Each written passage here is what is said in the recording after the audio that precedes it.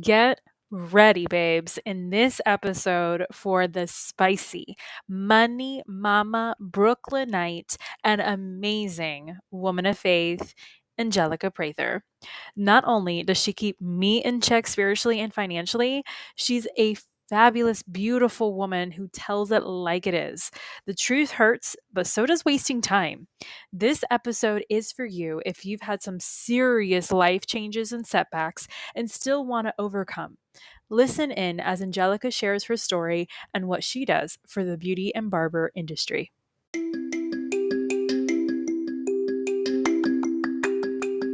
Are you a beauty or barber pro looking for that push to do that thing you've always wanted to do, whether it's in or out of the salon, spa, or shop? Are you tired of not feeling good enough, smart enough, skilled enough? Are you tired of not getting a handle on your mental health, boundaries, and insecurities? I'm Christine Sherwood, the Beauty Pro Coach, an internationally certified coach, a salon and spa owner, and your personal Jiminy Cricket. I use my own experiences, good and bad, as a salon owner to help you be more self-aware, authentic, and forward-thinking in your approach to life, in and out of the salon. It's time to reach your version of success with the Beauty Pro Coach podcast.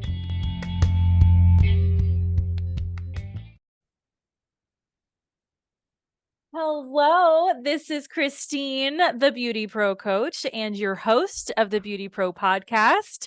I am here with the fabulous Angelica Prather. We met, I think, by chance or something on Instagram, and I went on her podcast, and now she's here on mine.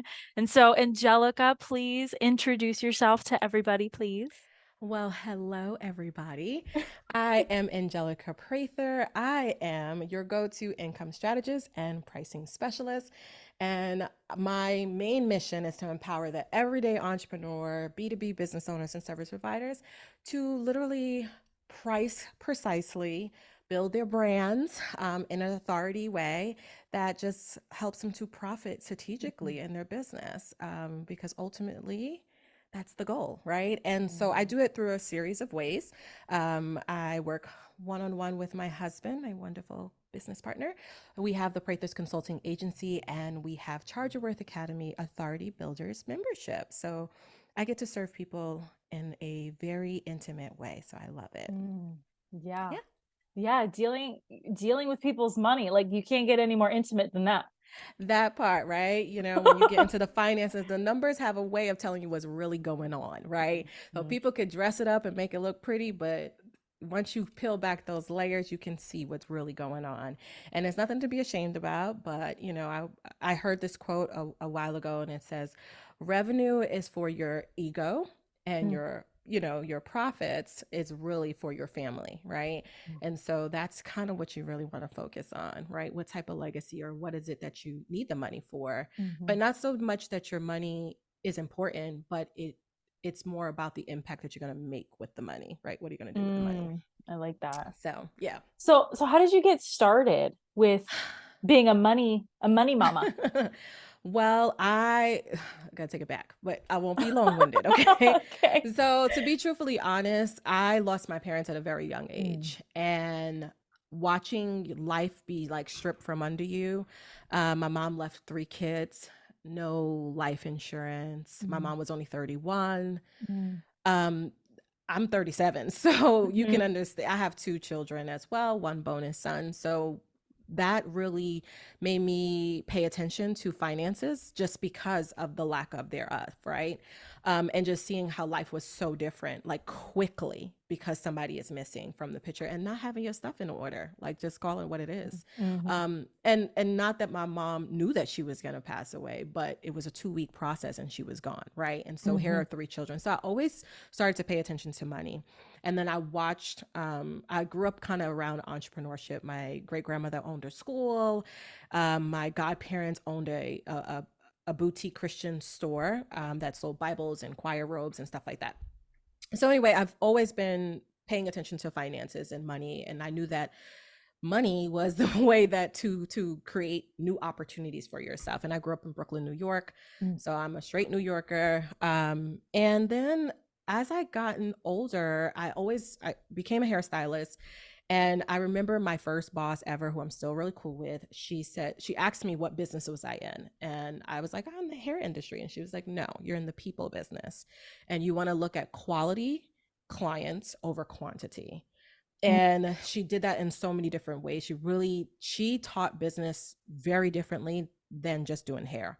So mm, I got to watch her, and I remember I was making a lot of money. I was 15, and the cash was rolling in. I mean, a tip mm, then in New York City at that time for washing someone's hair, minimum was $10. And mm. I was assisting all of the stylists. She was like, you're making a lot of money, and I see you spending it as fast as you're making it.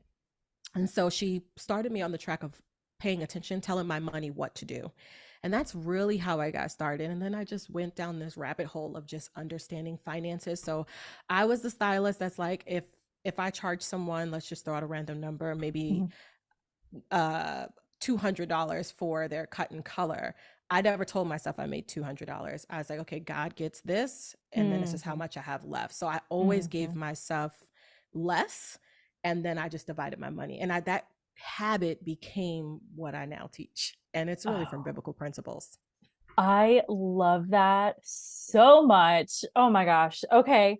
So, what's been the most nourishing part about owning your own business? Because your husband owns his business too, right?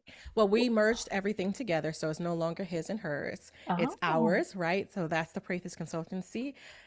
He does the branding part and helping CEOs stand out and build an authority without being a slave to everything that every shiny thing is. And then I do the pricing strategy. So we work with B2B businesses. But cool. the most nourishing part that, to answer your question, one of the things that I love that I get the opportunity to witness when I go and do the fine tooth comb with their finances, and we do a lot more than just the finance part, but the time that they gain back, because there's a mentality that if I hustle, I'll create this level of success.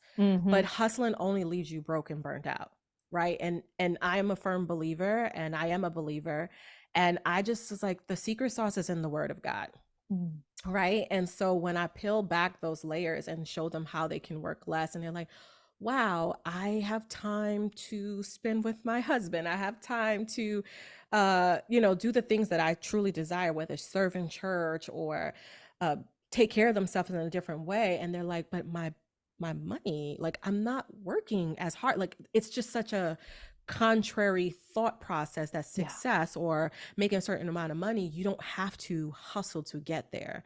So I worked 8 days a month before I actually retired from the chair and still brought in six figures. So it's not so much, it's how you're going to do it. How do you move Yeah. about it? And I think that a lot of industries, whether you're in the beauty industry or not, we have a culture code of the more I do, the more I get. Well, actually, Mm. it's the opposite if you are trying to be strategic about the way you acquire wealth in whatever capacity you think wealth is to you, because wealth can be healthy body, right? That Mm-hmm. doesn't have to mean that you're making a lot of money. It doesn't mean that you make millions, right? You have to define what wealth looks like for you. And the people that I have the privilege of working with they're like, I'm making money. The problem is not that I'm making money. I just don't, I'm at my max, right? Mm. I'm at the max brim. And I thought when I was making this money that I would gain time, but I'm still a slave to the business. Like the thing I love became another crutch. And it's because they went into the business doing it completely wrong. So I try to meet them and then like strip back. So a lot of it is just showing them a different methodology of how to run their business. That And it is ends up, so cool. yeah, it ends That up is working. so cool. And I just want to clarify because I think I heard this right, but I just want to emphasize it. You were working 8 days a month behind the Yes. chair, and you Yes. were still bringing in six figures. Yes. Okay. I hope you Mhm. heard that. I hope you heard that, listener. Okay. Yes. And it wasn't because like I knew I was transitioning into answering the call to really show up in a space to help other CEOs, even if you're not a CEO, a service provider, beautypreneur, I don't care where you are in your Mhm. industry. Um, it really was about showing a different blueprint, and that has Mhm. become like the catalyst because there's so much noise out there and there's so much levels of success. But when you're building something or you're trying to transition into something, I was like, okay, 8 days a month and my income didn't suffer, not an ounce. Wow. Yeah, That's incredible. mhm. Okay. So then what what do you want to be remembered for? Oh, that's a wonderful question. And I love that because I heard this a long time ago about your dash. And so we have our start date and Mhm. then we have our end date, which nobody knows, right? But we're all leaving here and it's the dash. When people think of Angelica, this might seem really cliche, but Mhm. I want them to think about how she was sold out for God Mm. in every area of her life. I don't care. No one's going to know about how much money I saved people. I don't care about any of that. I really, truly want to say that her life mirrored heaven on earth. I love it. I And love that. that would make me really, really happy. And I only say that because when my mother died, I Mhm. thought I knew my mother. I Mm. learned about my mother at her funeral. Ooh, And it was powerful. I was like, oh my God, she just took us to school. I didn't know she was doing all this stuff. I And got she, oh, chills. Yeah, I she was do. she was only on this earth for 31 years, but the impact that she has, that I can go to Brooklyn today and people like, they say I look just like her now, especially because I have short hair. The impact that she's had for 31 years, and that's a little life. You only become an adult at like 21, Mhm. so you're not living for that long. But going to jails, going to soup kitchens, going to cancer wards, like nobody cared about what the heck she did Right. at all. Nobody talked about how Right. great her job was. So Right. my experience in what I do is almost like ministry. And if people Mm. experience working with me or my husband to that capacity, they gonna get this light. That's it. I love So it. if this You ain't for don't have a you, choice. you gonna get it. Not saying that I'm You gonna love preach the word to you, but I want Mhm. you to know that my assignment, any client, I will tell clients, no, we can't align, we don't align, we don't work. And that's not because of their faith. It's Mhm. just like if I know that we don't have what you need, I'm not taking a Mhm. dollar for you because my answer to who I have to answer to is way bigger than your dollar. Mm. So even with being a hairstylist, I would say no to a lot of people. Consult with them. I'm not a great fit for you. Let me refer you out. That became my ministry. Let me send you to someone who's a better fit for you because Yeah. I am not the one. And once I started to practice that, it's a game changer. That is so good to hear because it's so important that as beauty and barber pros, we know where we start and end so Mm-hmm. that we are better able to help other people and connect and network and just and be able to refer without having that oh my goodness they're not gonna like me or it's the rejection or whatever it is like we all have a Mm-hmm. purpose so much higher. Absolutely. So that's you what I want to know be known for. I'm sorry I went on like a little bit of a tangent, no, but I I wanted love to. it. I love it. And people need to hear that, so that's fine. Mm-hmm. So what's it's obvious we know we have heard your struggle, right? Yes. And losing a mother at a young age, that's a struggle. What would you say is your biggest failure? And how did Oh. you overcome it, learn from it, use it? Mm. This is my favorite to tell because I love talking about the failures. Oh, good. Oh yeah, I love it. We It's the love secret. struggles. Yeah. Failures. Because a lot of people talk about the success, like that's all highlighted, right? Right. And but it's the process to get there makes it Mhm. so much more rewarding. But anyway, I tried to open a salon 3 times in New York. I Ooh, was like, I literally money down, like found locations, perfect spots, literally put money down and something would happen. And they're like, oh, and then here's the kicker. I would always get every cent back. Like, when you put money down and you what? every cent. So that's how you know it's timing. But I was like, first time it was like, oh, maybe it's another time. You're optimistic. The second Uh-huh. time, I'm like, oh my God, this is a perfect opportunity. Yeah. This lady that I know, she's going to give me her salon, and the Bronx is in a perfect, it's already got a clientele. And of course, I was young. I started that process at like 19. Mm. So I was like going. And she asked me for the deposit. I had exactly enough. Feel like I had more than enough. I'm the money person, right? So I Right. was like, I got enough. Contractor, one of my clients who was being con, he's like, wait, Angelica, it's in the Bronx. You need to go look at the salon and really look behind the layers. So he's like, I'm gonna send somebody that does like inspections. They found there was mold all throughout the salon. So that's number two. Yeah. So I was like, oh, thank God, because I could have died. My clients could have died. It's Yeah. horrible, right? Yeah, not good. So then the third time I had heard about salon suites, and I was like, okay, this is going to be great. This is the new boom. But they didn't have a lot in New York. It was a very slow market, but it wasn't salon suites. It was actually in estate buildings, and they had like huge, gigantic, like loft style salon suites or suites per se. And I was like, oh, I Mhm. can turn it into this. So I went, gave my money, and the guy was like, you're just too young. Like, I don't know if you're gonna like, he was like, I know you have all the documentations, your credit is great. I just don't know. I was devastated. But the beautiful thing about that was I was not ready. I thought I knew it all. I was ready to jump. I was like, I got the clientele, they'll follow me. I just thought I knew enough. What I did not know, I knew the skill set from the front of the house. I did not know the back of the house. Mm. I didn't understand what scaling really meant. I needed to master leadership in a different way because I was going to go about it the completely wrong way. I was telling people that I worked with in a mindset of I'm going to take you with me.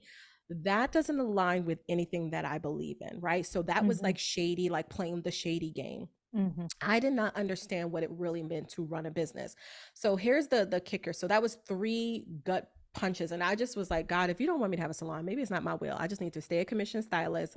Yeah. I'm good, right? Like that's the lane. Like stop trying to be because that's the next level of success. Just stay in your lane. So I had kind of let that settle, but it was very disheartening. So at the time at the salon I was working at, they were compartmental salon. And so I remember a lady that like took me under her wing, loved her, and she's like, I know that's what you wanted, but timing is everything, and you still got a lot of life to live.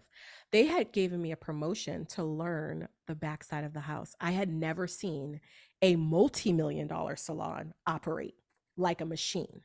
You're talking about Oh. the greatest cheat sheet you will ever like training on wheels, the best thing I could have ever gotten. So, although I was secretly disappointed, Mhm. I needed those failures because timing is everything. And what you glamorize in your head that's like success, that was not successful. That would have burned me out, ruined all of my income. I would have been working like a dog because I did not have the skill set to really master what it truly meant to work, make money, but not let it make you. I Mm. was on that will like, I want to look like I'm balling. I wanted to look the part.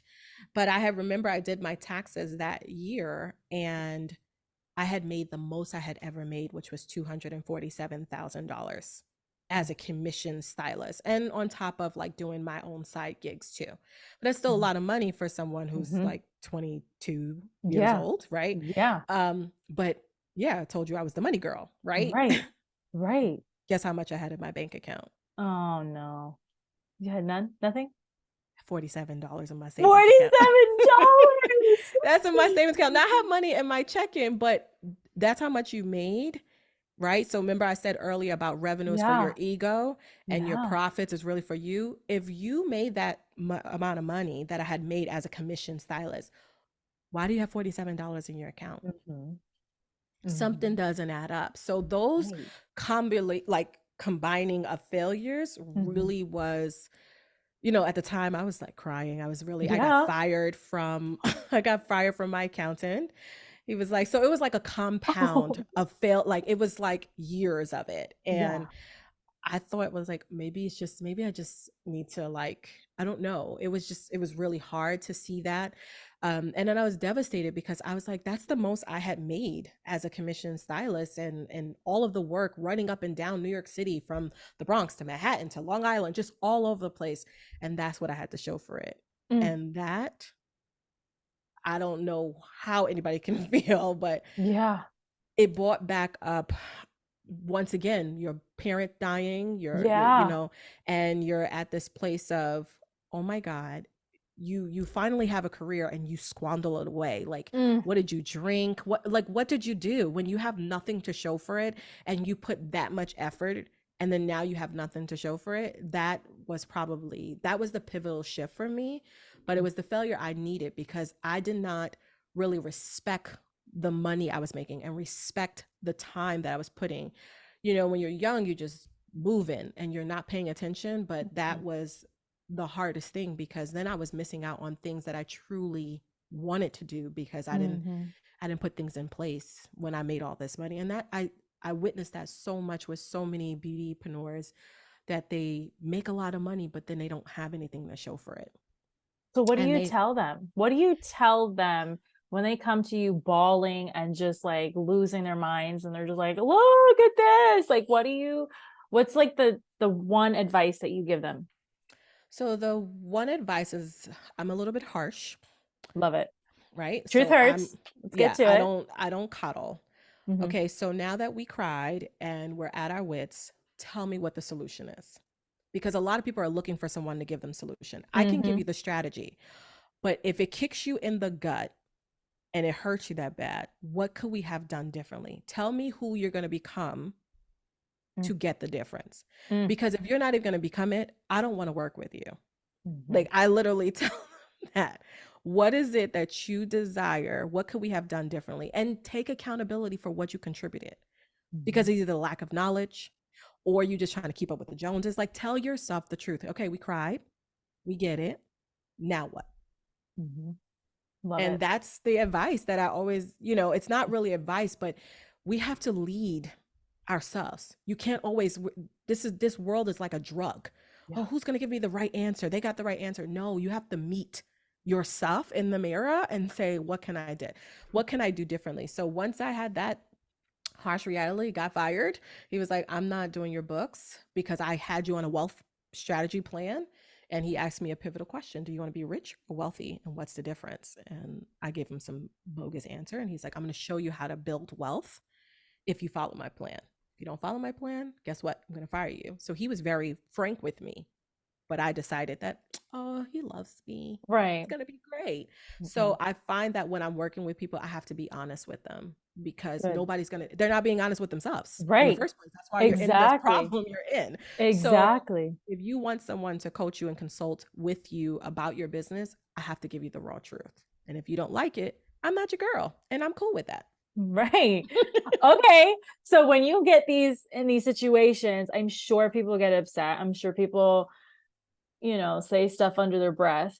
Mhm. So what's an insult that you've gotten that you are just so proud of? An insult. That's a really good question. An insult that I got from a client or just in life? It could be both if you want, either or, whatever. An insult that I was proud I got. I would definitely say, well, people probably talk more behind my back than anything. I don't think they have like a lot of the guts to say say it to my face sometimes. And listen, y'all, I'm only 5 feet, but people don't really come for me. I don't know why. No, it's But all that truth. you know what? One of the insults that I got was literally about my pricing. Someone said, Mm, who do you think you are charging that amount? mm, And it was supposed to be used as an insult, but I was like, who am I not to? This is a mhm. business, right? And she's Oof. like, well, maybe if you charge less, you would get more clients. So I don't need more clients. I need quality clients. Oof. So that probably might be the worst I've gotten. I've gotten a lot. Like, oh, you think you're all of that? Of course I'm supposed to think I'm all that. Like, who doesn't think they're all of that? They Yeah. should. So I've Yeah. definitely gotten that. Like, you think you're all that, and I combat it. I am. I'm supposed to think that I'm all of that, and then some. Because if I don't, who the heck is, right? So Yeah. you got to be able to toot your own horn. And I would say the ones that really hurt are the ones that demean my character when I know that's not who I am. But I stopped Mhm. fighting that battle a long time ago. If someone tries to, the truth always prevails. So I Yeah. don't even get upset about that. But those are probably like the two that I've gotten. But I'm a New Yorker, so we always got to come back. So So I it's like love you say something, it's like I'm coming back real harder. So hmm I think that's something my husband's like, y'all always got to respond. I'm like, we're trained that way. New Yorkers just like, you say something, we're like coming right back at you. survival, baby, survival. But I That love part. but I love how just hearing you recount it, even though they're insulting you and you're taking it head on and you're like, uh-huh. it- it's humble still. Mm. Do you know? And I feel like sometimes beauty and barber pros, we get a little like, oh yeah, and then it's just like bang, like overkill. And Like it's you not said, necessary. you said beauty pro, right? So pro is you're pro at everything. You should Mm, almost one of the things that I try to help with my like anyone that works with me or just even my friends is like if someone combats your pricing, for instance, mhm, it's not your job to take on that they can't afford it or mhm. that's their money problem. That's not your money problem. You are a business. They get an opportunity to talk to the CEO.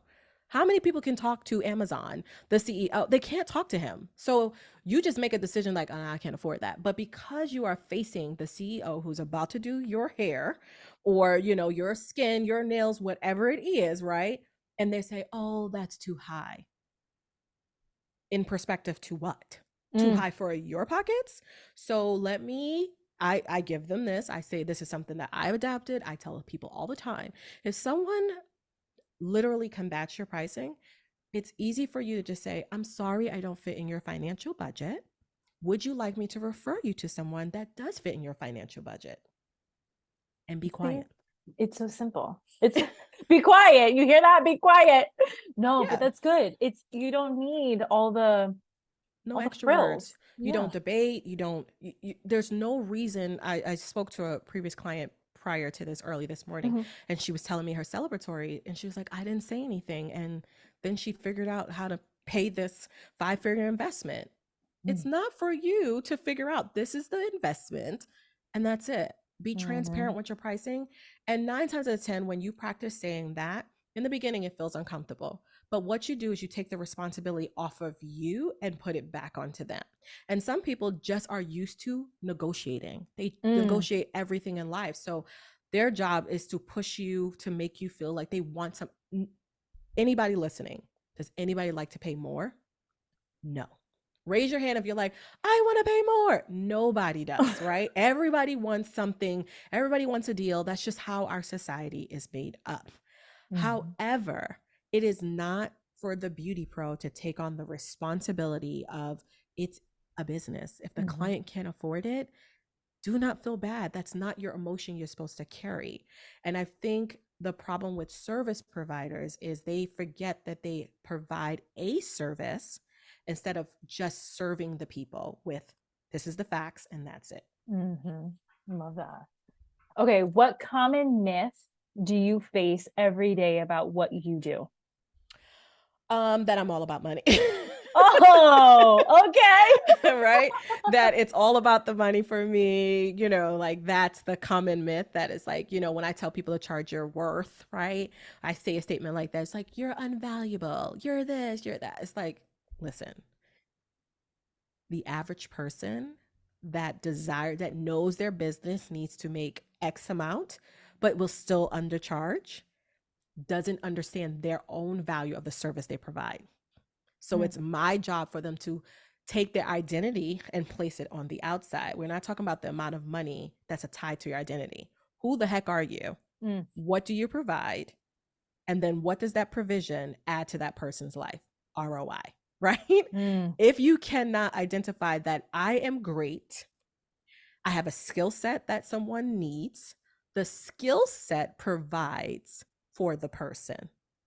I, on the other hand, should receive a paycheck and I should be compensated correctly for my skill set to mhm, give this person a result. mhm, So, my job is to help you clearly see that what I'm providing, I should charge the worth of these hands, this mhm. brain. Yes, I paid money for it. That is my worth. Yeah. And on the other side, I am going to receive a paycheck because when client pays for the service, they're paying for the service that's provided. The Mm, service provider should be getting paid. Look So at I that. like to break that down when Yeah. people say, charge your worth. It's the most, I've heard so many coaches, that's the worst advice you can give. You're not tied to it. But if the service provider doesn't feel valuable in their own skin, doesn't understand how to separate what they do from who they are, then they'll never pay themselves a salary. Mm, They'll yeah. never see that they're valuable to say, hey, I can buy whatever I want. I can go on the vacations. I can do all those things. So what? Your clients are not going to tip you because you're the CEO. Like, charge accurately. And you don't care about your tips, Right. right? Your tips are a benefit. So that's one of the like myths like I like to break down. And that's why we kind of, our membership is called Authority Builders, because I want you to feel like you have dominion to take over every part of your business. You should stand firm in what you do, not shy away from you or feel bad because someone's making you. And I always tell people, feelings are real, but are they Mm-hmm. factual to what it is that you're feeling? And sometimes Mm-hmm. we allow people the permission to say they made me feel this way. They don't make you feel that way. That's something that's deep rooted in you. And Mm-hmm. you gave permission to those words. So how do we remove those words to really empower you to be that authority figure? And so it started as Charge Your Worth Academy, which is our curriculum, but really we want to build up authority leaders, more people to lead, and leading in whatever way. That can be, I'm leading my finances into a great Right. place. I'm leading my staff into a great place. I'm building a brand, and my brand is going to take an authority in my space, not competing with the person to the right or the left, but being uniquely designed to who you are, and stand firm on that unapologetically. Yeah. Oh my goodness. Oh my goodness. I just love this conversation so much. Okay. What's what's what's something that no one agrees with you about? Nobody agrees with me. I would definitely say what I just said, but because that has been the noise around. But I would Yeah. definitely say that I don't really pay attention to what others are saying whether they agree with me. Not the one that has been brought to me was about the charger worth, even from the Christian space. Like, Mhm. we're invaluable. So that would be Right. one. But I would say if I had to choose, it would probably be the way you do business when it comes Mhm. to like kingdom culture. I Mm. would see that there's a lot of ways of doing it. Yeah. And not saying that my way is the right way, but Right. I have had a conversation with several. It's like, well, you have to separate your business from your faith. And I was like, if somebody's working with the CEO, that's not separate. So I have had that conversation. So Good. that would probably be one That would for be one. sure. All right. Hmm.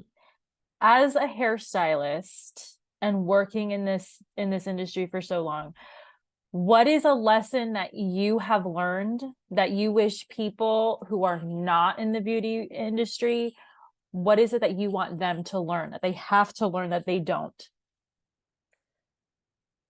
That they have to learn. I would say the one thing that someone coming into this industry, Mhm. don't focus on the money. Ooh, ooh, Do that's not, good. and I'm the person, do not focus on the Mhm. money. Build, be strategic with building relationships. Mhm. Relationships equal revenue. Mhm. If you can master being great at understanding people, Mhm. understanding how to articulate, like really at the soul level, not at you just do great hair. People do not come to you, they come to you first for the skill set, but they stay with you for who you are. Yeah. So, Yeah. if you can master building relationships, healthy relationships, not your clients being your BFF. I'm Mm, not saying that. I'm thank you. really not Thank the you. BFF, like, I got to be your best friend so that you No. can pay me. No, No. I'm No, no, talking no. about understanding the relationship between having great clients that pay for value, that like you, grow with you, excel with you. Mhm. I'll tell you a quick story. Back to my first time I ever got promoted on the floor, my Mhm. first boss, this lady came in. I was so excited. I finally got promoted to the floor because I'm from that era where we had to work from the bottom all the way up, sweeping Uh-huh. floors and Yes, ma'am. Yes, ma'am. folding, cutting foils, all of that stuff. So that's where I'm from, right? And so that teammanship really taught you from the back of the house all the way to the top. Yeah. And I got promoted. I was so excited. I'm like, oh, I'm about to do some hair. I'm thinking I'm about to slay it, right? Yes. This lady sits in my chair and starts bawling. I'm like, I didn't even touch her yet. Like, what is happening? So here I am. I'm like, oh, I didn't even, maybe I didn't greet her correctly. I did our greet. Like, we had to say the same exact thing to our clients because Yeah. they ran it like a tight ship. Yeah. Yeah. And I'm the youngest in there. I worked in a beauty parlor, not a salon, a beauty parlor, because everybody in there was over 50. Okay.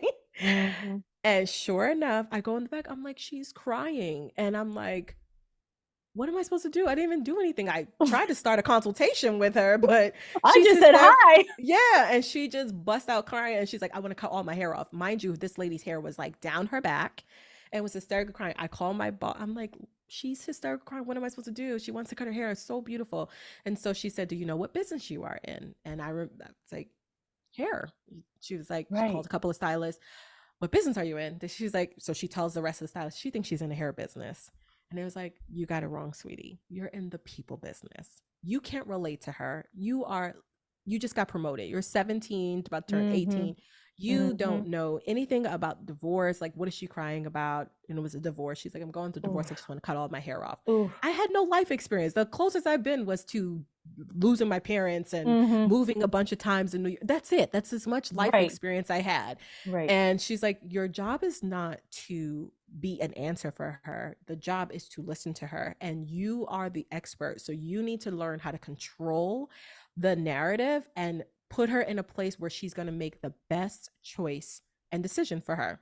Mm. I go about there, and all I did was like, as service providers, we have the ability to touch people. That's the most intimate place, especially when you're working on someone's face, hands, feet, hair. It's intimate. And I was like, I don't know what you're going through, but I just wanted to give you a hug. Are you comfortable with that? Gave her a hug. And I said, listen, you want to chop all your hair off, but I don't think that's wise. You're meeting me for the first time. You're making a drastic decision. And this is me paraphrasing. We said Yeah. multiple things through that, but I Yeah. remember the Yeah. gist of the conversation. And anyway, she didn't end up cutting her hair, but I had her from 17 until 24 until I Oh. left to move to California. That same client gave me a big, wrote me a nice check to when I was relocating. When I went to college, she wrote me a really nice check. I mean, she was just there. To this day, I Mm. have babies, Mm. and my husband and I, when we first got pregnant with our son, um, we was getting stuff in the mail. It was from them. It's from her and her whole squad, right? It was just Oh like, my. yeah. So I said all that to say that relationships will take you far. You never know who you need. And your clients, like I'm hearing today that clients, stylists are getting upset with their clients. They're shaming them online. They think it's funny or whatever. But these are people, right? And just like you don't want to be made fun of and stuff.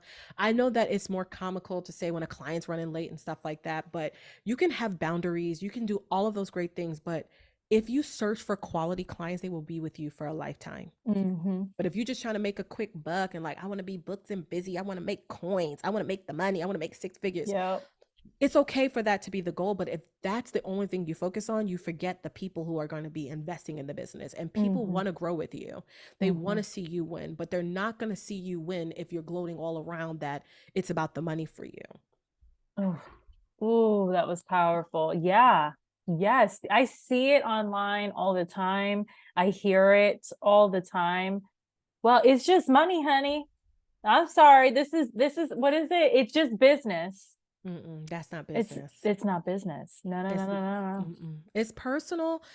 There's a fine line between business and it being personal, but nobody cares about what you sell. They care about you as an Hmm. individual. If a client has a bad experience, they're not coming back. They never talk about, they'll use the excuse that I didn't like my hair, but something in that transaction was a switch of energy that you guys were not on the same page. They don't quit because they use the end result as you didn't know what you were doing, Hmm. but it started from you not either showing up with confidence, not speaking or articulating correctly, not paying attention, or taking multiple people at the same time and them feeling like a number. It's the when I talk to clients all the time, because I'm a big firm believer of talking to both sides. Mm. And when you talk to both, you get a different viewpoint. If you only talk to just hairstylists or anybody, you only are getting their problems. But guess what? We don't have a business if nobody shows up. Mhm. right? Like who you gonna do hair to? Whose nails you doing, right? So if you are focused on making the money, but you're Yeah. replacing that these are people, you need to be studying people. What are they doing? What do they need? What are Right. their desires? You know, everybody has a different viewpoint. I just heard something today about there's a wave of stylists not shampooing hair and making clients come in with their hair wash and then doing the hair in the Black culture Okay. of salons, right? And that is huge. They will tell you, oh, I'm not washing. If you come in and you got to wash your hair, I'm charging you this amount of money. They like charge them extra to wash your hair. I'm like, I thought we went Oh to beauty school no. and I thought that was a part of the service, but that has become the norm. Or if someone has thick hair or they say, I'm going to charge you, this is something that I do not agree with because it's a Yeah. form of articulation. Okay. When you say I'm charging you extra for longer and thicker hair, what you're saying is I'm punishing the client who has Mhm. thick, voluptuous hair. It's a punishment from that articulation. Mm. However, if you change the language and you say, hey, it takes longer to actually serve you, and I want to serve you at the highest capacity. So this is going to be your investment. So I can only focus on you. Does Oof. that sound like a punishment? Ooh. That is, I hope you, oh my goodness, that was so good. That was so good. Yes, I love that So we have to move. It's language, and language. a lot of people say, "Oh, I grow people's hair. I stays healthy." So you're saying healthy. You get the client's hair healthy. You get it Hmm. thick. You get it voluptuous. But then I punish them and charge them more. No, that's why it's always great to have a range and know the time and consult Right. with them and really tell them, "Hey, you know, if you are doing something that takes a little longer outside of your books, that's why it's important to communicate with your clients in a Hmm. way, and you can have this in a system. Nobody, what I did here, nobody got in my chair without a consultation. Even the clients that I did every single time, they're That's like, right. I already know, Angelica, I know it's on the books, I know it. I do the same thing. Why do you think Chick-fil-A is successful? Exactly. Thank you. Same conversation every single Thank time. So when you. a client would sit in my chair, I offer them coffee, water, tea. They Hmm. change into a robe.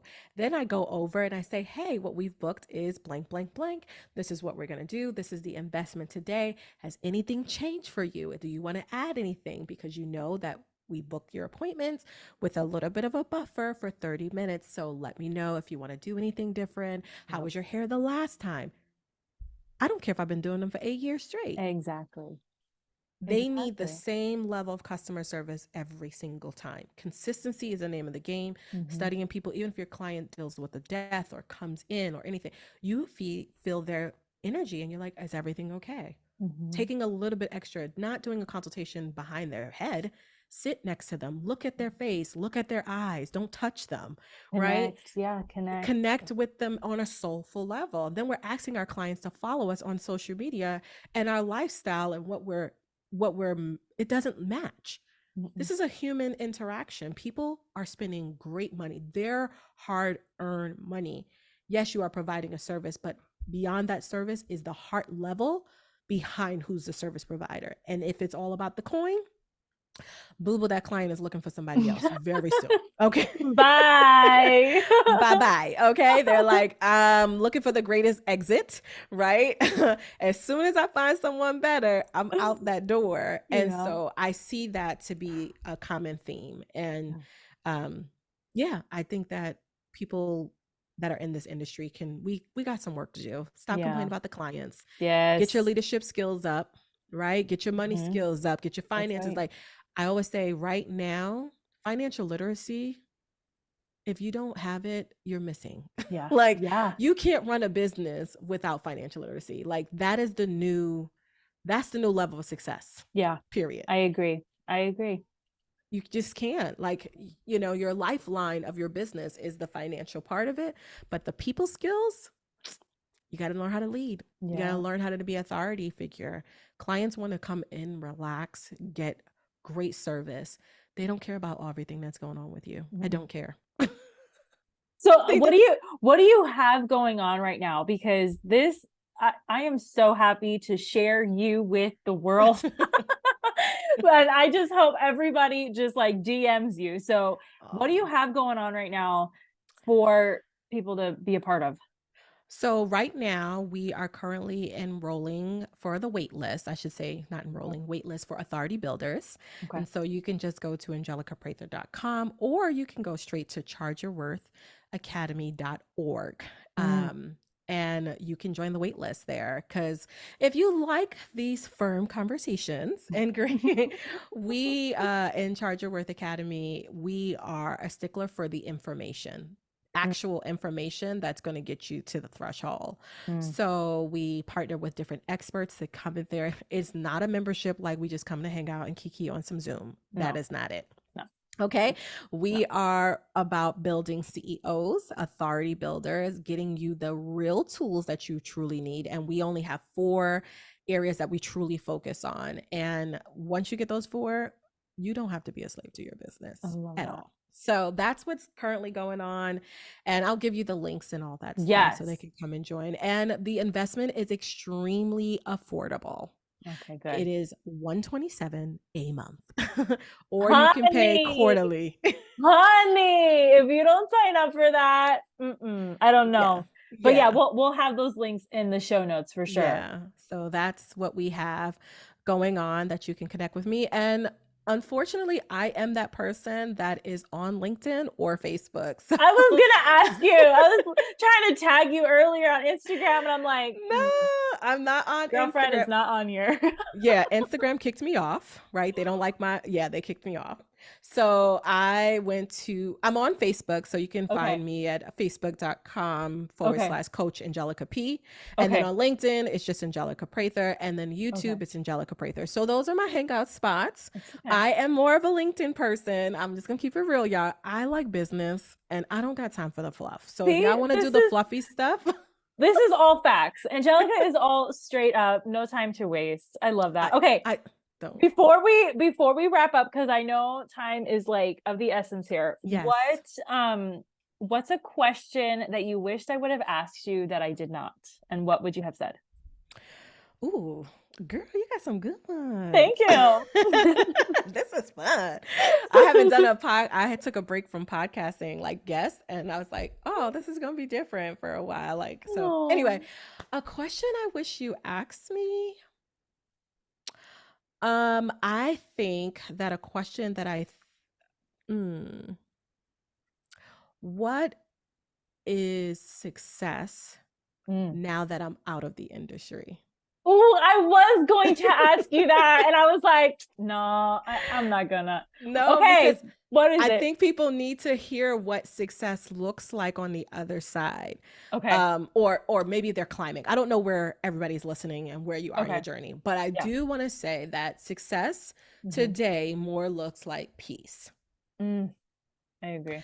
And I think that a lot of people that in the beauty pro space don't know what true peace looks like because they're not busy, right? And peace of mind or whatever you're building or whatever you're doing, like it should feel peaceful. Yeah. It shouldn't rob you of, and so many times in my career, 20 years behind the chair, literally, I found myself with no peace a few times. And it saddens me because a lot of people's like, well, I have to. If I don't work, I don't eat. If Mhm. I don't do, it's all the what I don't do. It's all fear based. And I Mhm. even had that, even in Mhm. this career. So I'm not going to sit up here and tell you this serving people with an ROI that's not tangible, but it's life tangible is completely different. You know, after you do someone's Yeah. hair, they're like, I look good, right? After you impart new information, you're breaking down barriers, they don't feel it, right? They feel it temporarily and then they move on, right? And they don't Right. keep a high to come back. This is not a dopamine, right? You get the results and then it's life changing. So I would say that success after people's been in the career for Mhm. ages or the young person who wants to come into the career and is like, oh, I'm going to make a lot of money, define what peace looks like for you Mhm. quickly, because you'll find yourself on a rabbit hole trying to chase what you see on these social media streets, and half of them are broke 99. Do not get Oof. caught up in the likes and the vanity and all that other stuff. I know and this is no shade to nobody, but I know a Mhm. lot of them that have tons of followers and are barely making it. Oh, So do not chase that defined piece, because that's the success you're truly looking after. yeah. Whatever that number is, you will make it. But if it robs you from your peace, it doesn't matter how much money you make. You will Mm. be miserable. And so Oh, that's one question. okay. I love that. So this is Angelica Prather, ladies and gentlemen. She is such a rock. I hang out with her the first Saturday of every month for a little business prayer meeting. And I encourage you to reach out to her, join her program. I am so happy that she joined here, the BeautyPro podcast. Thank you, Angelica. Thank you so much for having me. Absolutely. So reach out to her. Her links are in the show notes. And I will talk to you, Angelica, and you, my dear listener, very soon. Have a great day, everyone. Bye. Every time I sit down to chat with Angelica, I leave feeling so full, motivated, and inspired, but like in a wholesome, healthy way. I hope you feel this way too after listening to this episode. I highly encourage you to sign up with Angelica when it comes to your money matters. She'll tell you the hard truth, but then get you on a plan for success that actually works. Visit the show notes to get more info on how to connect with Angelica Prather.